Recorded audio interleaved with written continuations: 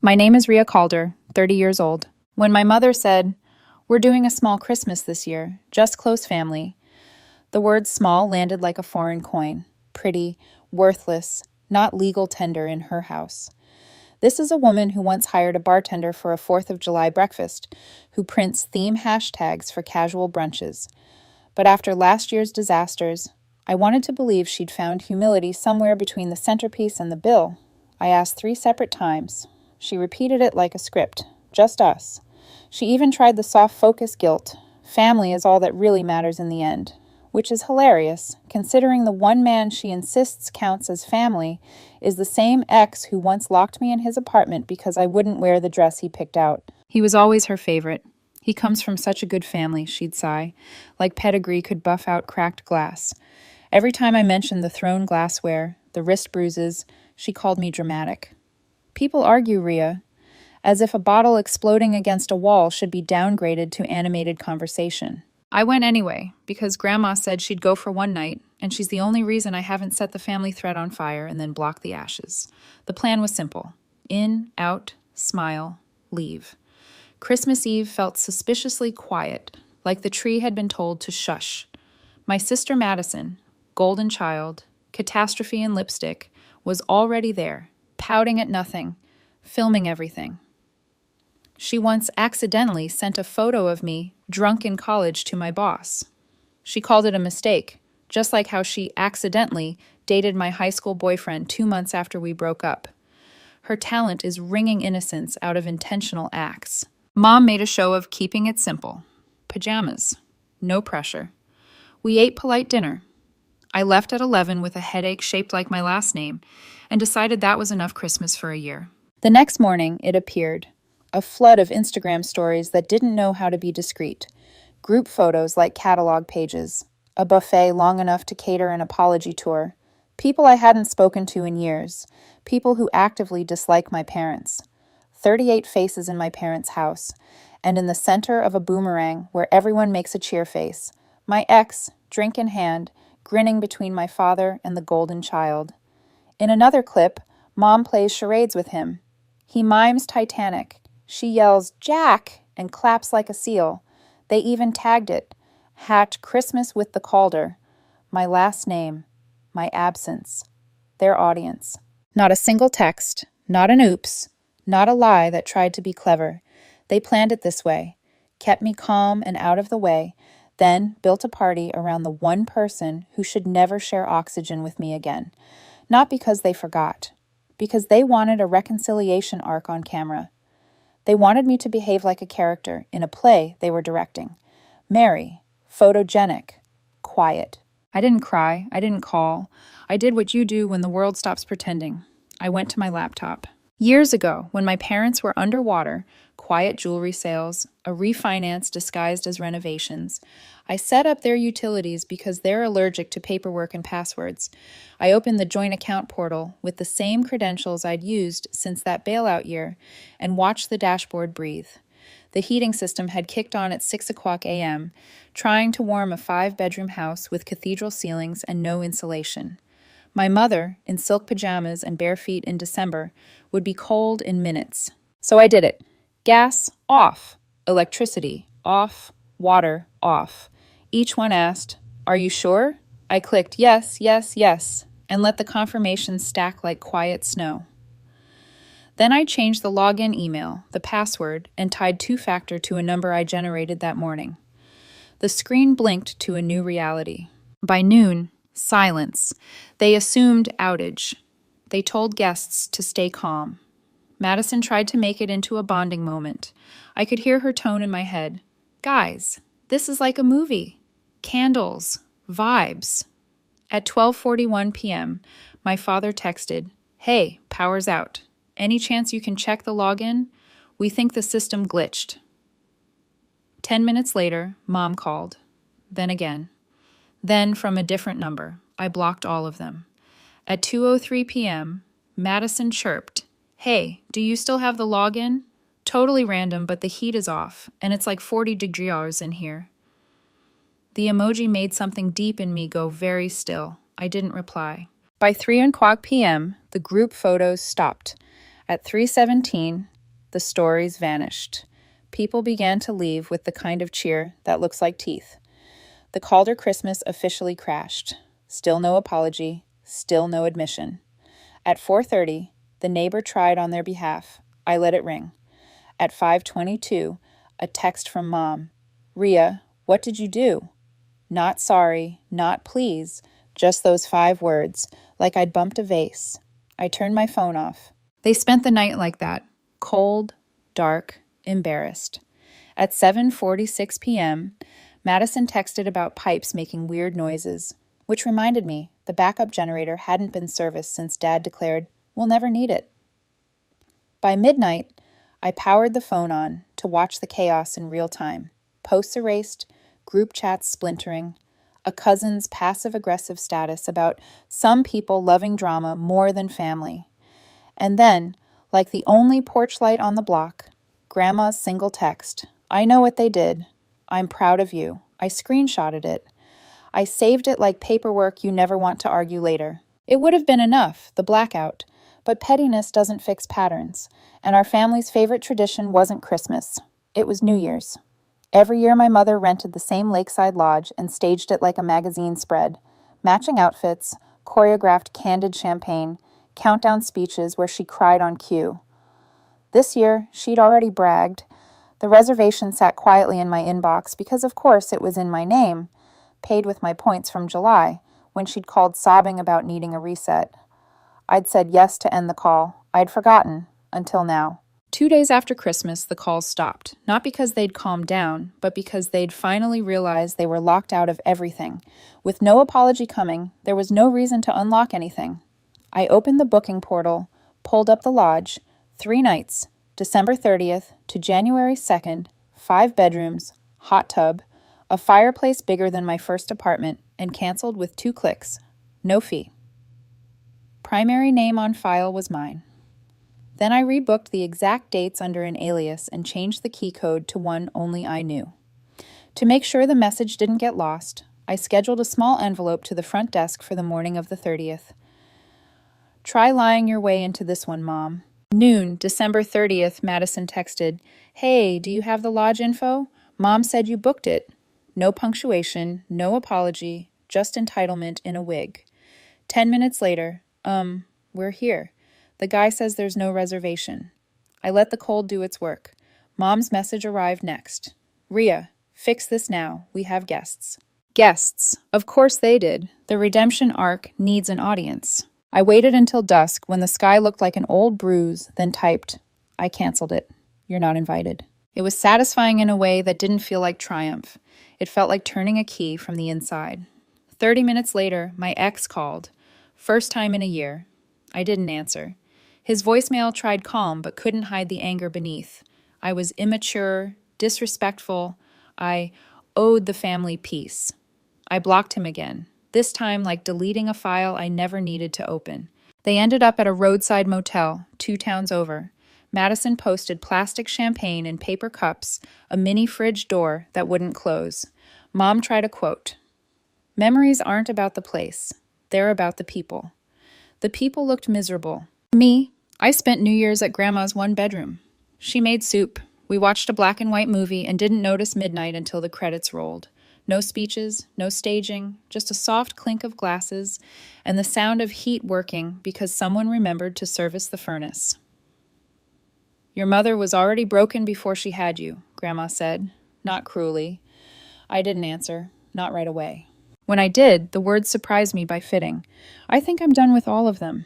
Grandma nodded like she was checking something off a list. Good, she said. Now go change the banking passwords. I saw Madison snooping in your email last Thanksgiving. The spoon paused halfway to my mouth, because that's the thing about a blackout. It shows you what still glows in the dark. And in my family, theft looks a lot like tradition with better lighting. The card reached the lodge before they did. I know this because the front desk manager, an older man with the patience of someone who's seen too many champagne-fueled tantrums, called the alias number I'd left and said, in a voice equal parts amused and alarmed, Ms. Sinclair, we received a message you requested be handed to the primary guest, should anyone arrive claiming your reservation. I pictured the envelope, Heavy cream stock, flat black letters. Try lying your way into this one, Mom. No emojis, no flourish. Just plain type, like a court document that decided to tell the truth. Please give it to the woman named Veronica Calder, I said. She'll insist it was booked in her name. He paused. People like that always do.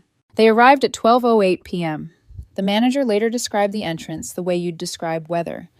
The doors blew open and a front moved in. Madison in a white faux fur coat, Mom in a scarf the size of a sail, my father rolling in coolers like he was catering a movie set. Behind them, cousins and plus ones and a woman I swear once told me I'd never make partner because I was too sensitive. They came with matching luggage and expectations, the brittle kind that crack loud when pushed. The envelope was handed over at 12:12. There's a rhythm to humiliation when it's public. First denial, then performance, then the small, sharp realization that the room is watching. Mom tried all three. There must be a mistake, she announced, smiling at the manager while flattening the card with 2 fingers, as if pressure could erase ink. My daughter, booked this. The confirmation is in her email. You can call her, the manager offered. Oh, I will, Mom said, meaning she will call me. The manager, bless him, simply continued not moving. At 12:21, my phone started pinging like an alarm panel. Unknown numbers first. Guests. Then Madison, LOL, the system here is broken. Send me the code. Then Mom, Rhea, fix this now. We have guests. The entitlement clung to the words like static. I let the phone face down on Grandma's kitchen table and kept slicing carrots. The soup simmered like a metronome. At 1:07, my father texted, "We will pay you back. Just give them the code." I stared at that "we," the audacity of it, like borrowing my spine and promising to return it when convenient. By 2:35, the lodge lobby became a staging area for indignation. Madison posted a story from the parking lot, wind whipping hair, her eyes glassy. When your accommodations get canceled day of, but we're making memories anyway. The mini fridge photo would come later. For now, it was all about spin. I waited until the sky dulled to tin and then sent the only text they were going to get. I canceled it. You're not invited. Silence on their end lasted 11 minutes. Then my ex called. His voice, that polite, angry purr, filled the voicemail. You're being immature, Rhea. This is about peace.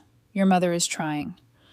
The sound of him saying peace like it was a leash tightened something hard in my chest. I deleted the message and blocked him again.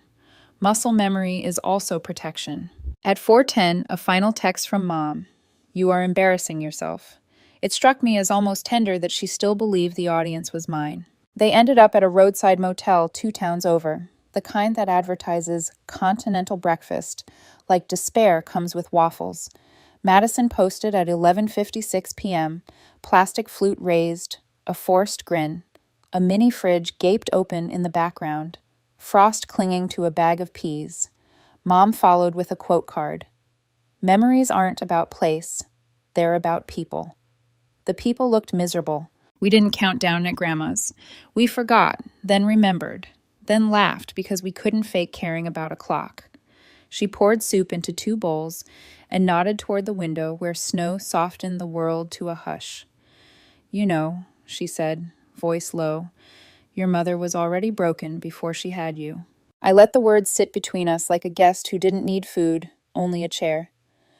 I think I'm done with all of them, I said eventually, saying it felt like removing a splinter and realizing the ache had been there for years. Grandma didn't give a speech. She just nudged my phone with a knuckle. Good, she said. Now go change the banking passwords. Madison was in your email last Thanksgiving. She wasn't subtle. I washed the bowls, dried them slowly, then opened my laptop at Grandma's little table with the plastic lace cover. New year, new audit. The first login request went to an email I recognized, and my stomach did that small wrongness flip. Someone had added a recovery address I didn't authorize. I removed it, added 2-factor to a separate device, and started with the obvious, the family expense account I'd set up years ago when temporary still felt possible. It was supposed to keep track of groceries and utilities until they got back on their feet. My name remained the primary, the spine holding up the mess. I changed the password, then I changed the email. Then I opened the statements. The screen filled with a parade of small thefts disguised as life. Uber rides at 2:14 a.m. to neighborhoods I'd never visited, makeup orders, subscription boxes, Venmo transfers to handles I didn't know, at Just Buy Things, at Mark Sierra Low. A sinkhole made of little conveniences and louder nights. I scrolled, numb, until a single line item kicked me back into my body. $3,200, Laurel Spa Resort, couples weekend, check-in, Friday. The guest name was Madison Calder. The companion listed Brandon Hale, my ex, the one who used to track my location and call it love. The confirmation email had been forwarded from Mom's account with a note. Glad you two are finally spending some time together. It'll help Rhea see what she's missing. I had to read it 3 times. The sentence was a Rorschach. It could be delusion, or it could be malice, or maybe this family learned to make them the same thing. Tea? Grandma asked, already setting the kettle. My hands were steady now, not calm, anchored. I drained the account in 3 transfers and closed it. Not a flourish, a clean click. Then I moved through the logins like a janitor with a ring of keys, utilities, insurance, anything tethered to my name. Passwords changed, recovery emails removed, 2-factor rerouted. Every lock that had once swung easily for them started to turn for me. That should have been satisfying enough to sleep. It wasn't, because a hairline crack in another part of my life glinted when I shifted the laptop. An old folder named Rhea Design, LLC, my college-era freelance business, a small side hustle that had gone dormant since the year I chose stability over dreams. I hadn't opened it in years. Curiosity isn't a virtue, it's a fuse. I clicked anyway. The bank portal for the LLC still worked. Recent logins were not mine.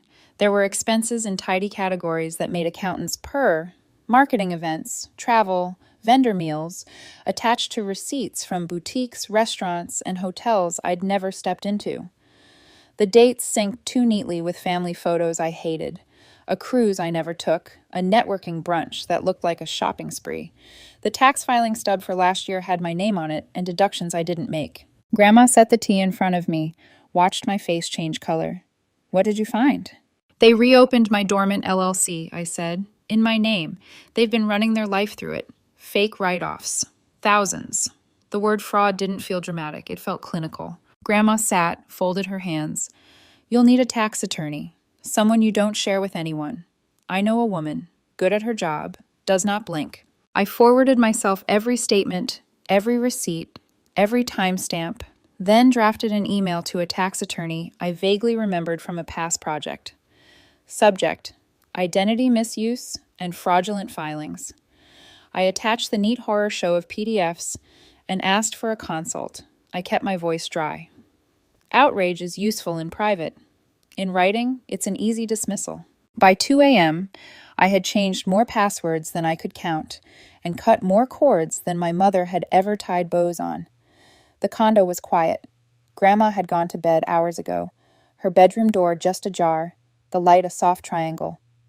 I was about to close the laptop when a ripple hit the surface. A security alert from a bank I didn't actively use anymore. Mortgage account notice. I almost swiped it away. The title sounded like spam. The sender was real. The attachment was a refinance packet from 3 years ago. A line item caught my eye. Ownership structure. Calder residence. Beneficial owner. 73%. Rhea Calder. I felt my body go cold, then hot. The way it does when you realize the ground you're standing on is a map and you've been walking in circles. I didn't remember signing anything like this. I opened the signature page. My name curved exactly like my hand would make it. Too exactly. It looked lifted from an old apartment lease of mine. The same pressure on the R, the same confident tail on the H. Someone had copied me. I stared at the curve of ink until it felt like a face. The Will Rebuild Equity Year, the Victory Cruise, the new appliances. Suddenly they were all paid with my name. I closed the file and sat very still in the soft hum of Grandma's heat. The tea had gone cold. Outside, the street was empty, except for a fox that crossed, like it owned the night. The screensaver bounced a light around the laptop like a heartbeat I refused to match. Tomorrow, I would call the bank and ask them to confirm. I would ask them to say the number out loud, 73, and then I would call a different lawyer, the kind whose emails arrive with your name spelled correctly and your future protected like it belongs to you. I let the laptop screen go dark. I could still see the signature. I could still feel the room in the lodge where my mother would have posed the X at midnight and told everyone this was forgiveness. It wasn't forgiveness. It was forgery disguised as family. My phone buzzed one last time on the table. A new message from an unknown Instagram account. Are you Rhea? Were you with Brandon? I didn't answer. Not yet. But I felt the story move, like a door unlocking in a different hallway, and I knew the theft was deeper than money. In a family like mine, the first lie is always love. The second is paperwork. By morning, I had a list, the kind that ends with a lawyer, not a therapist. Call the bank. Confirm the numbers. Stop pretending shock is strategy. When I dialed, I half expected the representative to tell me it was a mistake, a data entry error, something human and small. Instead, she said, "Yes, Ms. Calder. You are listed as the primary owner of the property at 512 Forest Glen. Your parents are secondary. You hold a 73% equity share." 73, I repeated, just to hear it said by someone who didn't owe me politeness. "Yes, ma'am," she hesitated. "Would you like me to email the breakdown?" "Yes," I said, though I already knew I wouldn't need it. My mother's voice was in my head, echoing from 3 years ago. "We finally rebuilt the equity. Your father's so proud." I thought she meant she'd worked harder. She meant me. I hung up and stared at the phone until it dimmed itself like it was tired of my disbelief. Then I called my attorney. She listened without interrupting. I could hear her typing, sharp keystrokes slicing through silence. When I finished, she asked, "Do you want to pursue criminal charges for the forgery?" "Not yet," I said. "I have something better in mind." I drafted the email at Grandma's kitchen table, the same spot where she'd once taught me to write thank you notes. The subject line was one word: notice. The house you live in is legally 73% mine. The refinance documents you forged are on record. You have 30 days to vacate the premises. If you fail to do so, I will initiate formal eviction. I will not negotiate. Do not contact me again. Rhea. I read it twice, once as a daughter, once as a plaintiff. Then I hit send. 6 hours later, panic found its way through the cracks. First, an unknown number. Madison. Then 2 missed calls from Mom, 1 from Dad, all ignored. Finally, a text. "Madison, this is insane. You're literally kicking your parents out of their home. Grandma said this isn't what she wanted. You need help." Grandma hadn't said that, and even if she had, I didn't need approval to enforce boundaries that came with paperwork. I put the phone face down and returned to work emails, but my chest still buzzed with adrenaline. It didn't stop there. That night, my laptop pinged. A new message request on Instagram. The profile was private. Name: Kara. The message: "Are you Rhea? Were you with Brandon a few years ago?" My first thought: spam. My second: omen. I answered cautiously, "Why?" Her reply came in pieces, like a confession typed with shaking fingers. "I was dating him. I think I just ended it. I found photos of you on his phone. Notes. There's a draft email to you. She'll come back if she sees us together." My stomach flipped. "Did he ever hurt you?" I stared at the question. I could lie to spare her the fear, or I could tell the truth and give her a map out. I chose the latter. Yes, not always physically, but yes. He isolated me, broke things to make points, called it passion. Her typing dots flickered, then disappeared. 5 minutes later, she wrote, "Thank you, I'm leaving him tonight." And just like that, a new kind of relief cracked open in me. Not victory, not vindication. Relief that someone else had read the warning signs in time. I didn't sleep.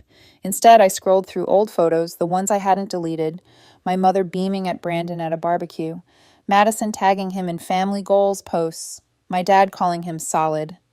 They'd built him a seat at every table, even after I'd left. Maybe especially after. At dawn, Grandma called. "Morning, sweetheart," she said, her tone calm but too even. I checked something I haven't looked at in years. "The garden?" I tried to joke. "The trust," she said. "The one I set up for you when you were 15, your emergency parachute. I hadn't thought about it since high school. It was supposed to sit there, untouched, collecting dust and interest." "It's gone," Grandma said. "All of it. Drained over the last 2 years. Transfers into your mother's accounts. I printed the statements. I sat down. You're sure? I'm old, Rhea, not stupid. What are you going to do? She was quiet for a moment, then said, I've slapped your mother twice in my life. I think she's about to earn a third.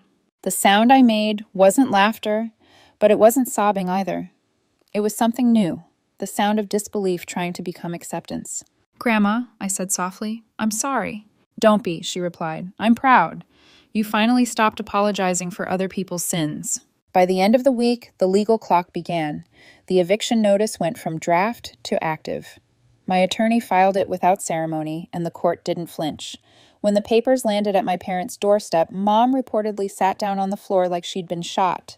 Dad called my attorney's voicemail 3 times, shouting for clarification. Madison went public, a cryptic Instagram story.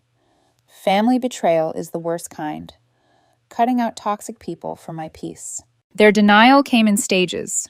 At first, they ignored it. Then they told everyone I was bluffing. Then they panicked. Grandma called every few days with updates I didn't ask for.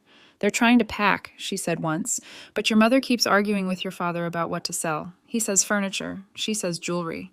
I don't care, I told her, just as long as they leave. You will, though, Grandma said quietly, when you see it.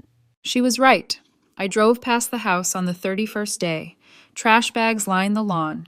A broken dresser leaned against the garage. Madison was crying beside a borrowed car. My father was smoking on the porch, shoulders slumped. I didn't feel proud. I didn't even feel sad.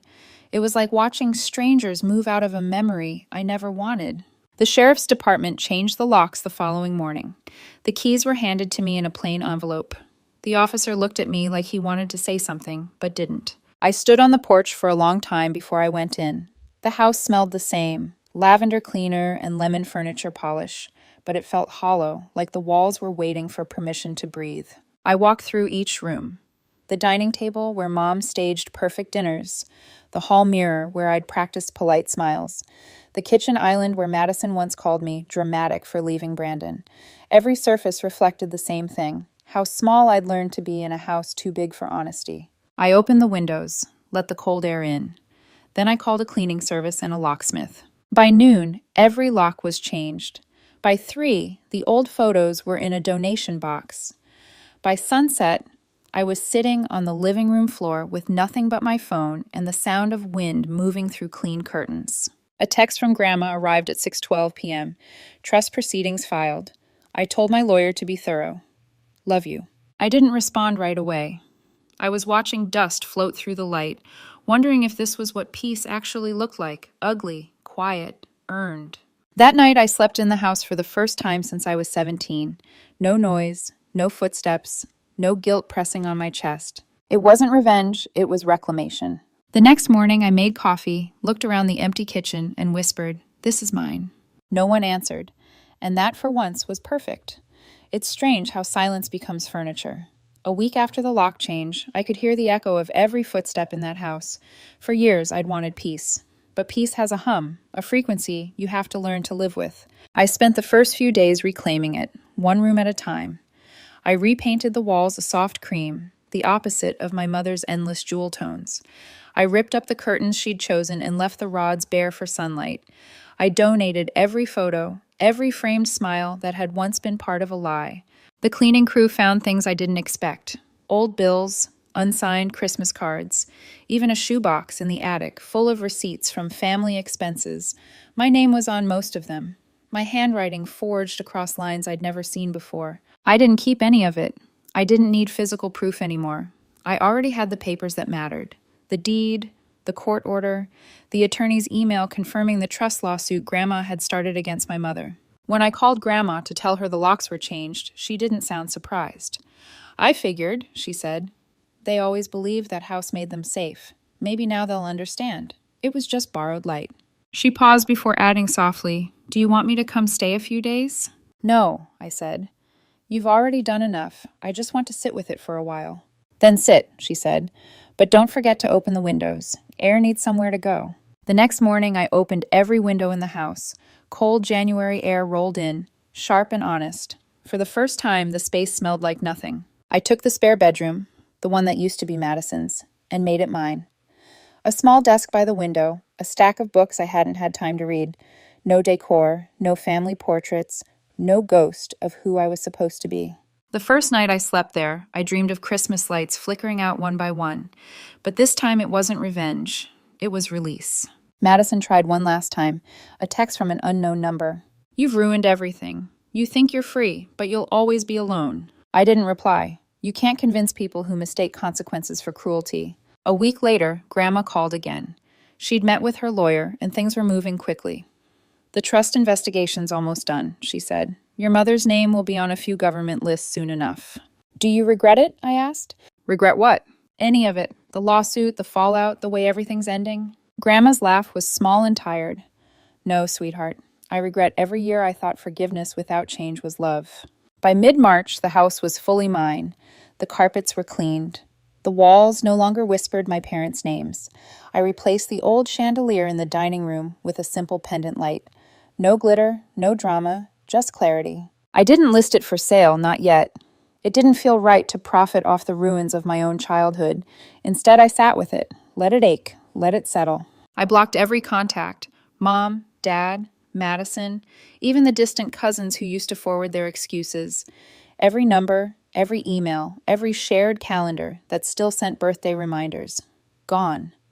The group chat that once called itself the Calders Forever finally removed me. They probably thought it would sting. It didn't. Grandma started coming by on Sundays. We'd drink coffee at the bare kitchen island and talk about her garden, her favorite radio dramas, sometimes nothing at all. She never asked about my parents. Sometimes I caught her looking around the house like she was remembering the girl who used to live here. One Sunday, she brought a small cardboard box tied with twine. I found this in the attic, she said. Inside were my childhood drawings, crayon suns, shaky handwriting, a stick figure family that looked happier than the real one ever had. At the bottom was a locket I'd given her when I was 10. You kept it, I said. I keep what's real, she said. After she left, I sat in the car with that box in my lap and cried. Not for them, but for the version of me that still thought love meant loyalty at any cost. I've stopped waiting for apologies. People like my parents don't offer closure. They drain it out of you until you build your own. The house is quiet again tonight. Outside, the porch light burns steady. Mine to turn off, mine to turn on. I make coffee, lock the doors, and check every window. Not because I'm afraid, because I can. In the reflection of the kitchen glass, I almost see her, the girl who used to flinch when she heard her mother's voice. She's gone now. I whisper it out loud anyway, just to be sure. I'm not coming back. And for once, the silence that follows isn't empty. It's mine.